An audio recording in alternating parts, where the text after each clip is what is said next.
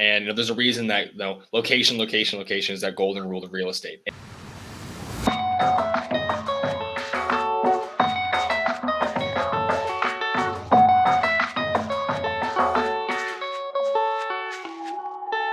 Welcome everybody. Another wonderful Friday sleep. I hope you guys are keeping cool, depending on where you're down in from. I keep on hearing about this heat wave around here. Hervé Francois, acquisition manager at DeRosa Group. So excited to be with you guys today. You might be wondering, hey, that doesn't look like Matt Faircloth. I don't, because I'm not Matt Faircloth. Matt is out today, well-deserved family vacation. I would step in, fill in for him, as I always love to do. Matt kind of agreed he's going to try to have me on a few more times. Some insight as to what we're going to be talking about. It's really kind of ties into the guest that we have on our show, a gentleman by the name of Donato Callahan, one of the co-founders of Bright Investor. If you guys have not been to their website, I strongly recommend that you do. It's a website that is just absolutely full of service, full of information, especially when you need assistance in what kind of markets you would like to go ahead and invest in for your real estate portfolio. I wanted to really address this article that came out a couple of days ago from a publication newsletter called globestreet.com. They're constantly putting out articles on the commercial real estate landscape, on the different asset classes. Obviously, for us pertaining to multifamily, I found this one kind of interesting. There's been all kind of articles this year as businesses slow down on the commercial real estate landscape. What's going to happen with cap rates, and what effect does interest rates have on cap rates, and where are really some of the attractive places to invest on real estate based off everything that's going on right now? Is it still the attractive areas that it was last year and in 2021 when you start talking about the southern states, the Sun Belt, and so on and so forth? This particular article from globestreet.com went ahead and took some data. This is from the National Multifamily Report from June 20, not too old, right? Basically, that the markets in the South and Sun Belt, in these specifically targeted cities, as well as out west. So these specifically targeted cities in Florida as well as in California, where growth has been slowing down. We start talking about Miami, Orlando, Jacksonville, West Palm Beach, where markets are not performing the way that they used to. And then when you start talking about California, Metro Los Angeles, Sacramento, East Los Angeles County, Orange County, the Bay, Inland Empire, which is a little bit more in, if you will, east of LA, also experiencing weakness. Now, these markets obviously were very strong over the past couple of years. A lot of those markets, particularly those cities that I talked about in Florida, they were showing rent growth and even home price appreciations in the 15 to 20% range. We knew that was unsustainable. We just didn't know when there was going to be a crack in that rent growth, in that home price appreciation growth. That crack happened this year. So you wonder, okay, where's that growth going now? Perhaps not the same 15 to 20%, but growth somewhere, considering that those where healthy markets have slowed down. It shifted, and it's also talked about in the same article. It shifted up north, folks, to the Midwest, and it has shifted to the Northeast, where you're seeing more growth, particularly in the Northeast, Portland, Maine, Scranton, Wilkes-Barre, Pennsylvania. There was an article that just came out today. New York City is seeing the highest rent growth it has ever seen in its history. Very, very scary right there. White Plains, New York as well. And then in the Midwest, you start talking about suburban Chicago, Milwaukee, Detroit, Syracuse, obviously much further northern New York. These places are all seeing some nice growth in both rent and home price appreciation. Now, at the same vein, those markets did not see strong growth over the past couple of years. Folks, I think, are always in chase of where are home prices attractive, where are rents attractive.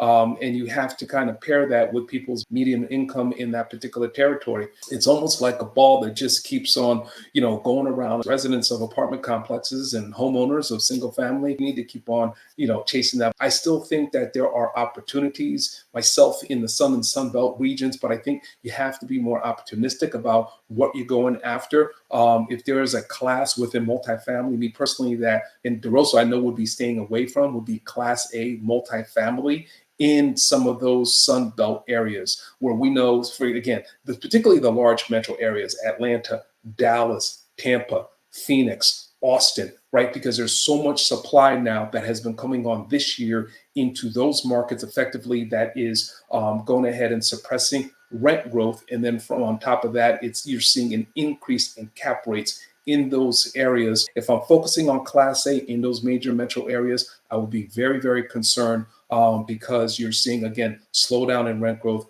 much higher cap rates, and going into a much higher cap rate property in this rising rate environment, you wind up getting into a position of negative leverage. So that's where my concerns would be. DeRosa Group, we continue to find great opportunities, more so in the secondary markets than in the primary markets. Some of those primary markets that I mentioned, one of those secondary markets actually mentioned in this same article, it's in my other screen here, that they talk very favorably on is Lexington, Kentucky, where, you know, we own about 60% of our units is in Lexington, Kentucky. And we have also, anecdotally speaking, been seeing rent growth increase in Lexington, Kentucky. And again, that seems to be where some money has been moving. That is really my gist, my takeaways on this particular article. I'm always keeping my finger on the pulse, if you will, in regards to where is activity going. And again, the secondary markets, when you're talking about cities of 2 to 3, 400,000, 500,000 in population, that's where we continue to see some activity. You see population migration going over there. You see some inventory supply increasing in those secondary markets, nowhere near to the much as you're seeing in the major metro markets, because there's been a shortage of units and undersupply of units, if you will, in those major metro markets over the past couple of years. So you're seeing much more construction take place in those major markets. So on that, I'm going to bring in my guest, Donato Callahan of Bright Investor, one of the co-founders. Really, really amazing service that they offer for investors. Ah, there we go. I know you all are thinking, what the heck with these backgrounds here? Because it's Hervé and Donato in the same, and we are. We all know that's that StreamYard background, but this is a nice little design set up for, you know, family room, living room. If I have one, I wouldn't mind having this kind of design. This nice little background here. So, Absolutely. I wouldn't mind a grand piano in the back, you know, a nice, you know, stone fireplace all the way up. All we're missing some food and drinks over there on that coffee table. We'll be straight. Boom. So, Donato, listen, man, thanks so much. It's always a pleasure having you on. Thanks so much. Based off of this article that I was talking about, and where they're saying this is where we are seeing pockets of strength, this is where we're seeing pockets of weakness, much more in the South, as well as in the California areas, as well as in the major metros and the Sunbelt areas, strengths in the Midwest and the Northeast. Based off a lot of the information that you guys compiled and that you see on Bright Investor, would you say that some of the takeaways from this article is in sympathy from what you're seeing, or are you guys and have been seeing something a little bit different?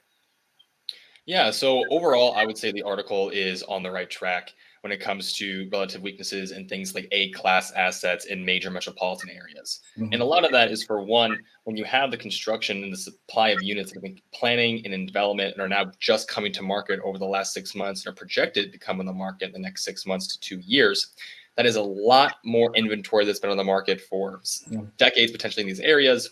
Right. And you also have, in addition to those things, A-class assets need to be chasing the absolute highest rents, the highest premiums, with the building costs that they are incurring, amenities, other costs that are providing the A-class experience. They cannot compete with all the other supply coming onto the markets and still command those high premiums. So if I was someone who's looking at A-class assets, I would be hesitant in doing so in those areas with so much supply coming on the market. I 100% agree with you. It's the supply that comes on. It's not supply of Class C stuff, right? Things that we focus on. It has to be Class A because you have to go ahead and justify all those development costs and construction costs and everything else like that. Do you think that this is going to, as we see supply, more and more supply of Class A come into those major metros in the South and the Sunbelt areas, that we are going to continue to see downward pressure on Class A rents? And if so, what is the dynamic if we see that on properties that fall into the Class B and the Class C categories? Is it a, let's say, domino effect of rents declining across the board, or is it just Class A because of the supply of other Class A coming on board? I would say that the degradation of Class A properties, prices, and rents is a really well-studied phenomenon over several decades. Whenever there's a massive boom, Class A properties, whether it's a single-family luxury home or the nicest apartment units, always see the massive rent growth as people have discretionary spending to be, putting into these nicer accommodations. But they're also always the ones to see the biggest pullbacks and make the flashiest headlines, and you see rent growth down, negative price pressure on these A-class assets. Right. So when it comes to A-class properties and the prices that we can expect to see there, I expect that A-class assets are going to have almost this war of attrition, because as A classes are not able to demand the relative high rent growth, or at least count on the 10, 15, or 20% rent growth, and maybe their underwriting relies upon to make that asset pan out, pencil out, it's going to come down to how much cash these A-class assets have on hand. And it's going to come down to their ability to manage these properties at a leaner operating cost in order to account for the times that we're currently in, where they're not able to push the rents as high as they need to. And my not inhibition, but my thought process is that not a ton of these A-class property owners have the necessary reserves to be able to afford the operating expenses of these A-class assets while not pushing rents to the level they expected to. So I do expect A-class property rents to go down.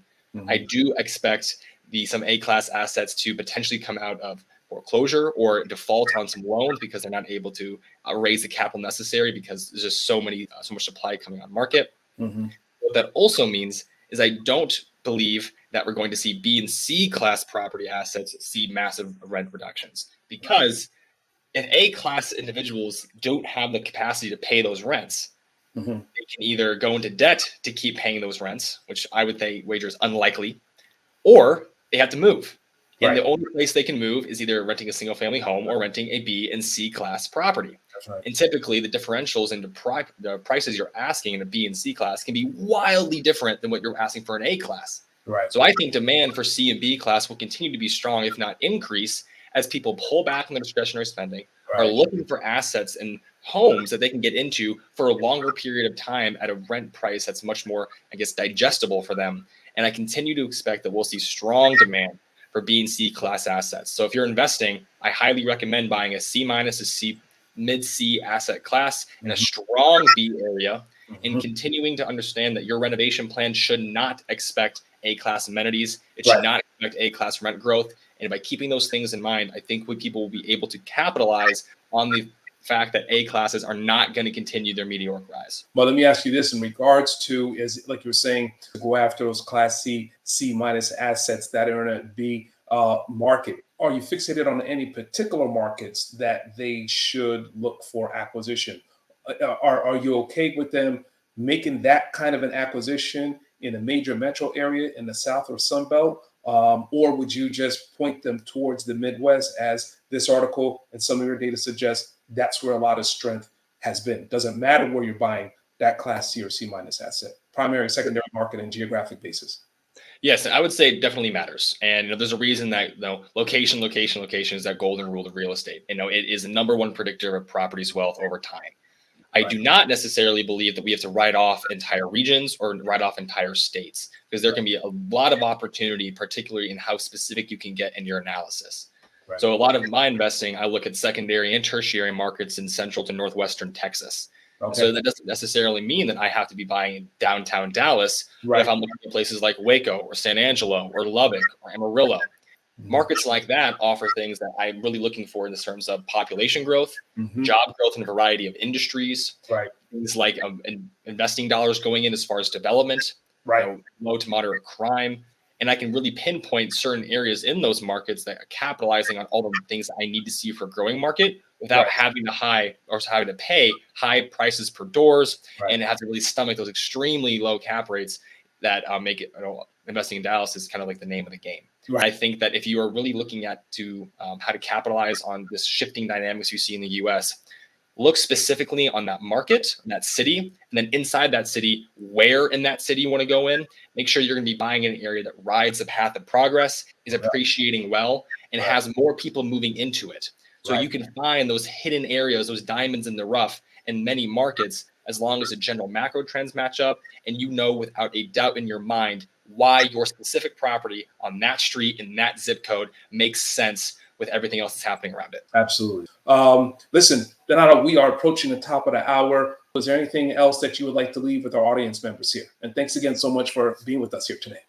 Absolutely. I want to say thanks everyone for having me on. I appreciate it, Hervé. It's great to be on here again as well, talking market research. For those of us who are interested in what Bright Investor can do, come check us out at brightinvestor.com and sign up for one of our upcoming training sessions and introductory webinars on how we can help you find the best places to invest and avoid investing in war zones or markets that are going to be tanking.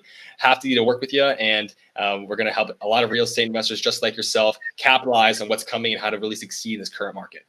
All right. Sounds like a plan. We see you. Thank you very much, my man. Thanks for going ahead and joining with us today. And I'm always learning a wealth of information when I speak with you. And I've learned a little bit more today. So real helpful. If anything, you've kind of cemented my thoughts on all of this noise we're hearing about the slowdown in commercial multifamily and this city or that city and so forth. But I'm like, I don't see you articles being pinpointed talking about class. You're always talking about cities. You're talking about cap rates and where interest rates are going. Are we in a recession? Are we going to go into a recession? I'm like, but what's going on in Class C and Class B world is very different, particularly in secondary and tertiary markets that we just talked about. It's very different than what's going on in Class A in major metropolitan cities. And it seems like that class in those cities get most of the attention out there for articles that go ahead and put a title with some big negative words just for the clickbait.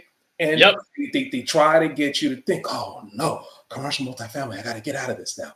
No, folks, you just need to be pinpointed. You need to be strategic on the class you're going to focus on and the cities that you're going to be investing in. And I think a lot of information that Bright Investor offers is where you can get the help and the assistance on those classes in those cities. So thank you, my man. Appreciate you. Thank you so much for having me. All right, man. Guys, have a great day and a great weekend. Be well.